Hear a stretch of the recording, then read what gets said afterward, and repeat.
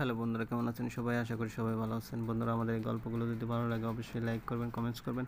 আর চ্যানেলে যদি নতুন হয়ে থাকেন অবশ্যই সাবস্ক্রাইব করে পাশে থাকা বেল আইকনটি প্রেস করে রাখুন, যাতে নতুন নতুন ভিডিও আপলোড করার সাথে সাথে আপনার নোটিফিকেশনে চলে যায়। আমাদের আজকের গল্প যদি একদিন, পর্ব 35 বা শেষ। লেখা সামিয়া খান। সেন্ট্রাল পার্কের একটি বেঞ্চে পাশাপাশি বসে আছে আরিয়ান আর মায়া। দুজনেই চুপ করে আছে, কিন্তু অনেক কথা হয়তো জমে আছে তাদের মধ্যে, যা ব্যক্ত করার সময় এসে গেছে। আরিয়ান, আমি মা হতে চলেছি। কথাটা শুনে ভূত দেখার মতো চমকে গেল আরিয়ান। হয়তো এ সময় এ কথাটা আরও মরার উপর খাড়ার গায়ের মতো। তো তুমি তো আমাকে কেন বলছো? দিহান জানে আর কয় মাস? সেটা আপনার না জানলেও চলবে। ভালো তো ভালোই তো রয়েছ। আমি ভালো আছি, আর থাকবো না কেন? আপনারা ভালো থাকতে পারেন তো আমিও পারি।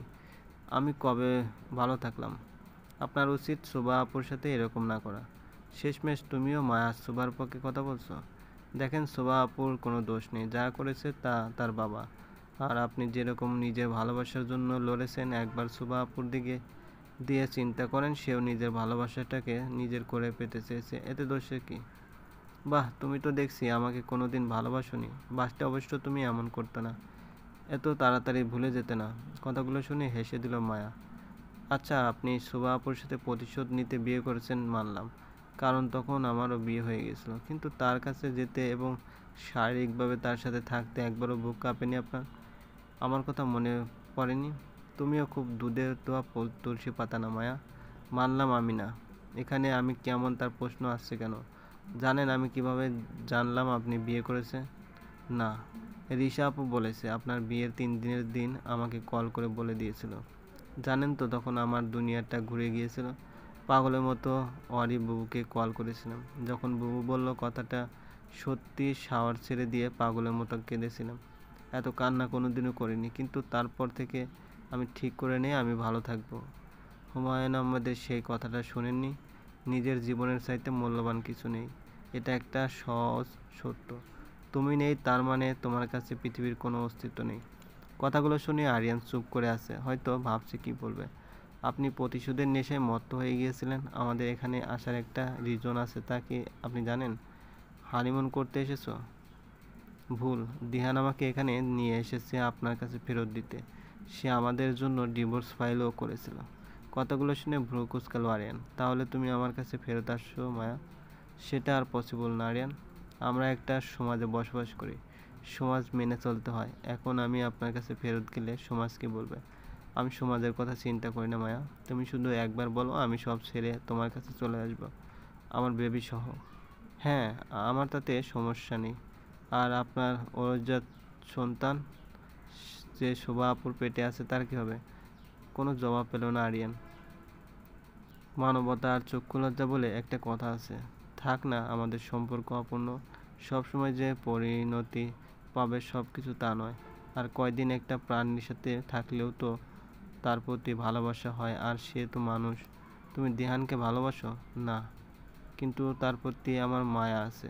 হয়তো ভালোবাসতে পারবো না, কিন্তু মায়া তো করতে পারবো। তাহলে আমাদের সারা জীবন কম্প্রোমাইজ করতে হবে, তাই না? হয়তো আপনার অনাগত ভবিষ্যতের কথা ভেবে শিখে যান করাটা। আর কিছু বলার নেই আমার, চলেন যাওয়া যাক। মায়া উঠে যেতে নিলে পিছন থেকে আরিয়ান তাকে ডাক দিল। কিশোরী। আরিয়ানের মুখ থেকে কিশোরী ডাকটা শুনে বুকে মোচড় দিয়ে উঠল মায়ার। এই একটা ডাক যা সে কোনোদিনও অপেক্ষা করতে পারবে না। জি বলেন। আমার সাথে মিথ্যে কথাটা না বললেও চলতো। কোনটা? দিহান যেহেতু তোমাকে আমার কাছে ফিরিয়ে দিতে এসেছিল, তো তাহলে অবশ্যই সে তোমার সাথে কিছু করবে না। এটুকু চিনি আমি দিহানকে। তো মা হওয়ার প্রশ্নই আসে না। কথাটা শুনে মলিন হাসল মায়া। হয়তো এ হাসিতে লুকিয়ে আছে অব্যক্ত কিছু অপূর্ণতা। সুভাষ সেই যে ঘুমিয়েছে আর ঘুম থেকে ওঠেনি, হয়তো ইঞ্জেকশন দেওয়া হয়েছে তাই। রুমে এসে আপন মনে কিছু সময় সুভাকে পর্যবেক্ষণ করলো আরিয়ান। না, এই চেহারা দেখে তো তার কোনো মায়া আসছে না, কিন্তু আসার তো কথা ছিল। পরক্ষণে সুভার পেটের দিকে নজর চলে গেল আরিয়ানের। এখন একটা চিনচিন ব্যথা করছে বুকে। পাশে বসে হাত রাখলো সুভার পেটে। হয়তো এখন সে সুখ খুঁজে পেয়েছে বাবা হওয়ার। এ সময় সুভা চোখ মেলে তাকালো কিছুক্ষণ আরিয়ানের দিকে। শীতল চোখে তাকিয়ে থেকে সুভা হঠাৎ কান্না করে দিল। ভ্যাবাচ্যাকা খেয়ে গেল আরিয়ান। কী হয়েছে? ব্যথা লাগছে কি নাকি? আমি না আপনার কাছে ভালোবাসা চাই না, কিন্তু বাবুকে একটু ভালোবাসা দিবেন। কথাটা শুনে হয়তো যে কারো খারাপ লাগবে, কিন্তু আরিয়ানের তার লাগলো না। তারপরও সুবাকে টেনে বুকে নিয়ে শুয়ে পড়ল আরিয়ান। আমি তোমাকে ভালোবাসতে কোনোদিনও পারবো না সুবা, কিন্তু ভালো ব্যবহার করার ট্রাই করবো। বাট মাঝে মাঝে মারবো যখন খুব বেশি রাগ লাগবে। আর বাবুকে অনেক আদর দিব, তা তুমি কখনো পাবে না। ভালোবাসা নাই বা দিলেন, কিন্তু আমার সাথে থেকেন প্লিজ। বেশ কিছু সময় আরিয়ান সুবাকে বুকে নিয়ে শুয়ে রইল আরিয়ান।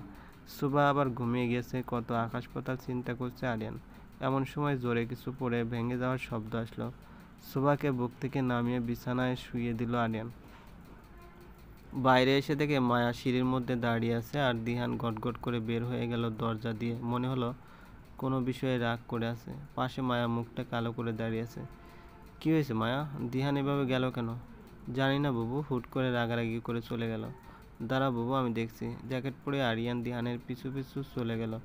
আনমনে রোড দিয়ে হেঁটে চলছে দিহান। খুব খারাপ লাগছে, মায়ার সাথে এমন না করলেও পারতো। কি একটু বিয়ার লাগবে নাকি? পিছন ফিরে দেয়ান দেখে আরিয়ান দাঁড়িয়ে আছে পকেটে হাত দিয়ে। না রে ভাই, লাগবে না। না নে, মনের কষ্ট দূর হয়ে যাবে। ভাই, আমি কি মায়ার সাথে খুব খারাপ করেছি? চল কোথাও গিয়ে বসি। একটাবারে গিয়ে বসলো তারা। মায়া এমন একটা মেয়ে যে কোনো সুখ পায়নি জীবনে। প্লিজ দিহান, আর ওকে কোনো কষ্ট দিস না। আমার রাগ লেগেছিল। কেন? তখন আমার সাথে কথা বলার কারণে।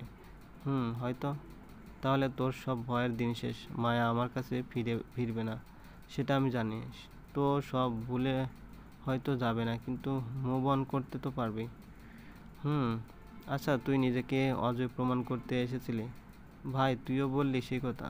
ঠিকই তো বললাম, কিন্তু একটা বিষয়, তোর এখন কামড় আর সিমটি খেতে খেতে দিন যাবে। তার বলতে আমাকে কয়েকদিন আগেও অনেক মেরেছে। বলেই উচ্চস্বরে হেসে দিল দুজনে। ভাই, একটা কথা, অনেক দিন পরে নর্মাল কথা বললাম আমরা। আয় একটু জড়িয়ে ধরি তোকে। বলে দিহান গিয়ে আরিয়ানকে জড়িয়ে ধরল। বেশ কিছু সময় ধরে রইল। স্যার, দিহান দেখ, আমি কিন্তু ওই রকম না, আমি বাবা হব। সি আরিয়ান, কি বলিস সেগুলো? কিন্তু মায়া তো রাগ করে আছে, রাগ ভাঙাবো কীভাবে?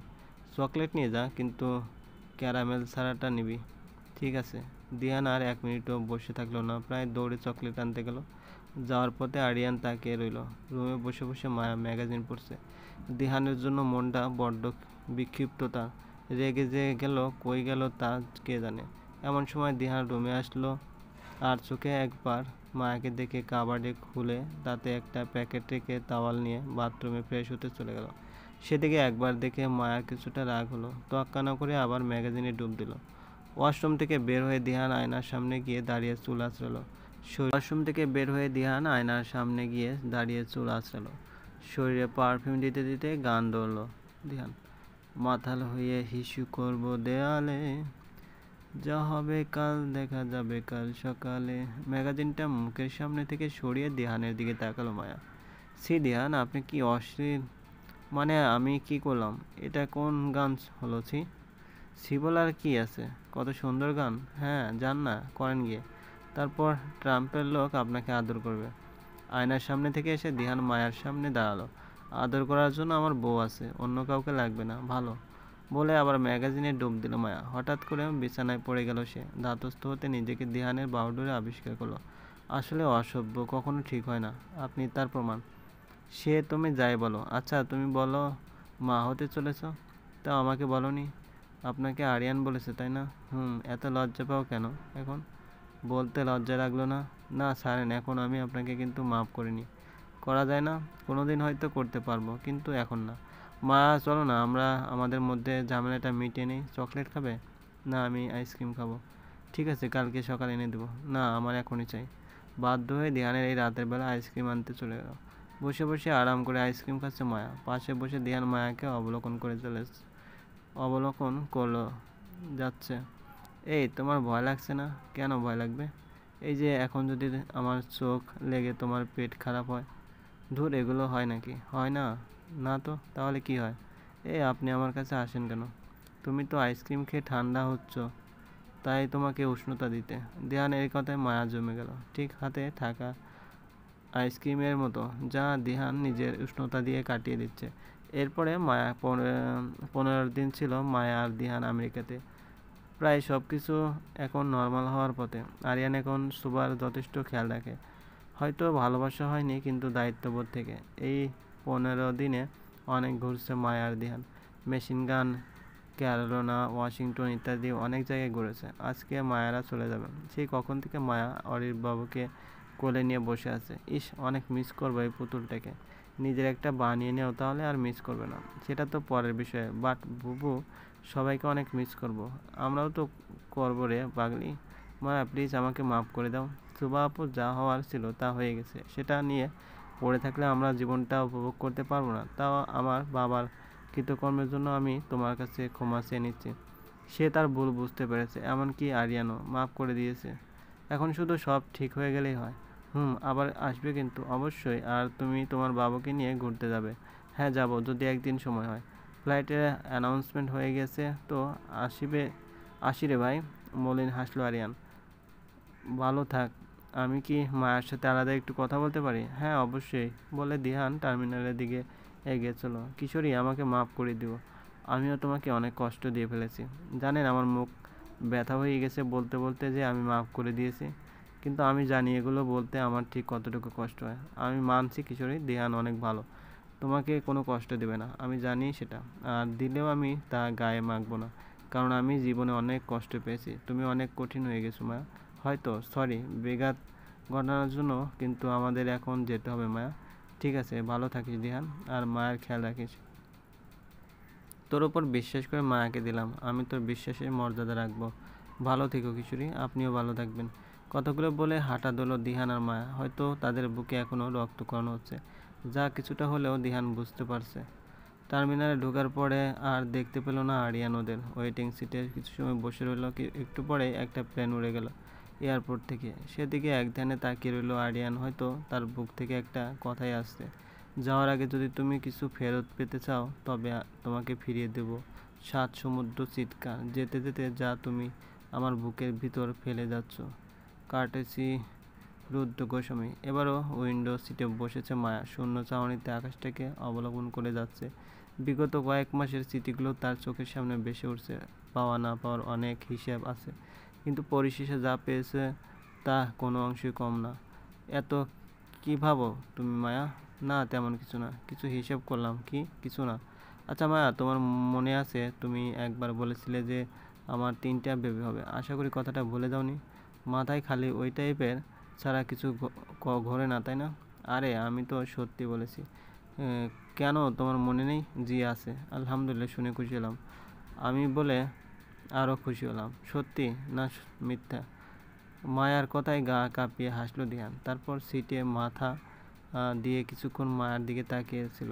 বকুলের মালা শুকাবে, রেখে দিব তার সুরভি। দিন গিয়ে রাতে লুকাবে, মুছো না কো আমারই ছবি। আমি মিনতি করে গেলাম, তুমি চোখের আড়াল হও, কাছে কি বা দূরে রও। মনে রেখো আমিও ছিলাম, এই মন তোমাকে দিলাম, এই প্রেম তোমাকে দিলাম। বাহ, এই ভাঙ্গা গলা নিয়ে আবার আপনি গান বলেন? ইস, ইমোশনের 12টা বাজিয়ে দিলে একদম। আসছে আমার ইমোশন। জি, যা শুধু তোমার জন্য, বলে আর একটু মায়ের সিট ঘেঁষে বসলো দিহান। তারপর ফিসফিস করে মায়ের কানে কানে